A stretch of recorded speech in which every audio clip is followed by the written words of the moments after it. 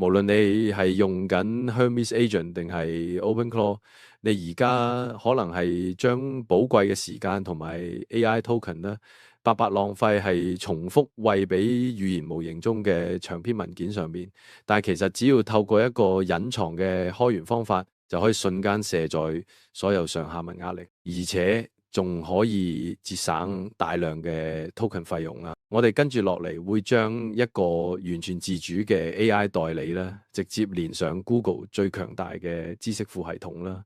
你從此唔需要親自落手去整理雜亂無章嘅參考資料啦，只要透過簡單嘅指令，你嘅 AI 助手就會自動幫你上傳文件、分析內容，甚至係背景幫你將幾百頁嘅報告轉換成可以直接發表嘅簡報同埋語音節目。你會擁有一個完全聽命於你，而且過目不忘嘅私人研究團隊。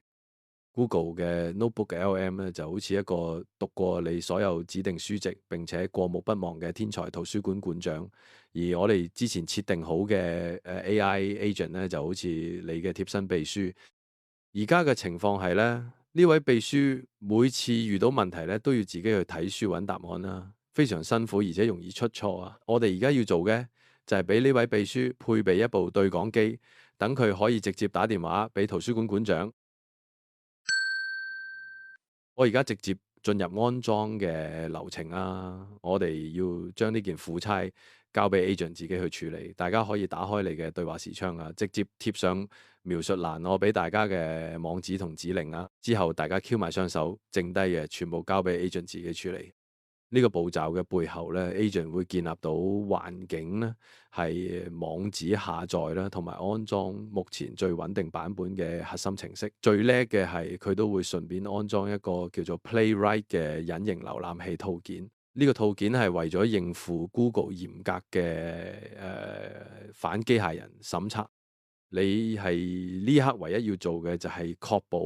VPN 已經連線到歐美地區國家。原因係 Notebook LM 目前仲未支援香港。當 agent 咧裝好晒所有嘢，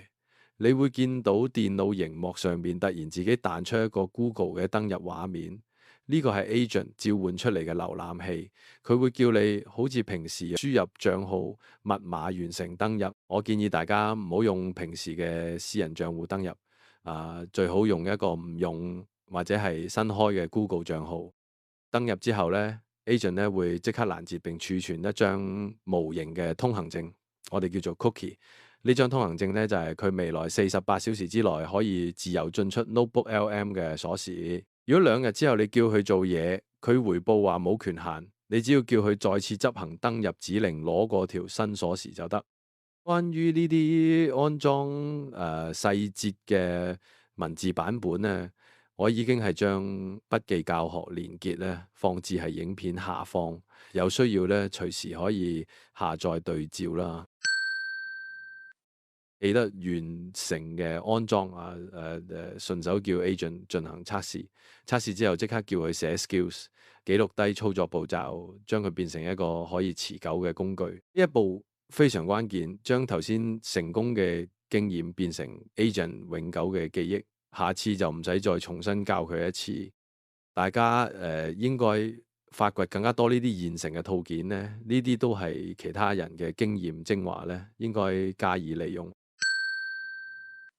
而家咧就準備好晒，我哋進入真正展現威力嘅操作階段。第一項功能全自動嘅資料同筆記本管理。以前咧你要整理嗰個專案資料咧，可能要開好幾個視窗啊，慢慢將個網址貼上去咧，將 PDF 拖拉入去咧。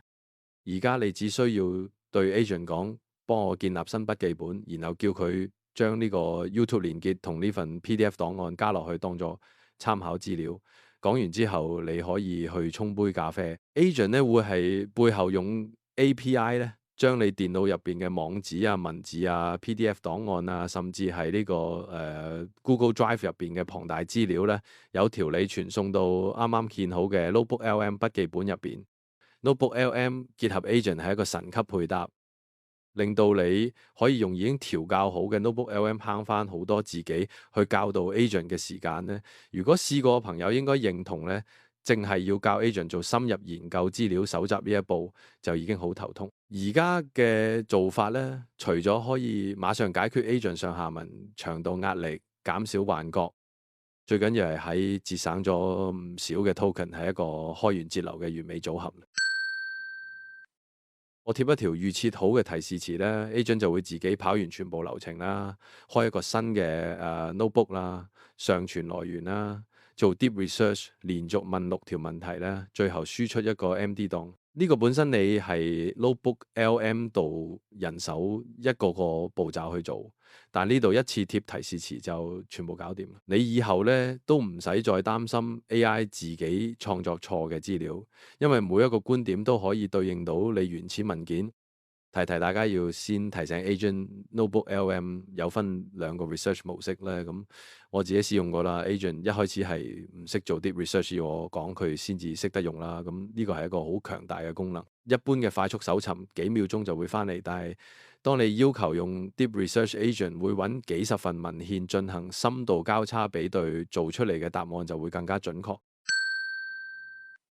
你可以叫 agent 係 notebook 直接攞到語音總結啦、PowerPoint 簡報，而我自己更加揾到個套件，令到 agent 可以接駁到 Gemini，三者結合，用 notebook LM 攞翻嚟嘅 MindMap JSON 檔案叫 Gemini 生成圖片啦。本身用 Gemini 同 notebook LM 去做嘢已經夠快啦，咁而結合埋 AI agent 咧，簡直就係如虎添翼啊！如果大家有興趣，都可以叫 agent 安裝 Moz TTS 呢一個廣東話語音生成嘅插件，佢係完全開源免費。我而家用緊都算係幾準下嘅，遲啲都會開一集去講。有興趣嘅朋友記得訂閱啦，下次就唔會錯過。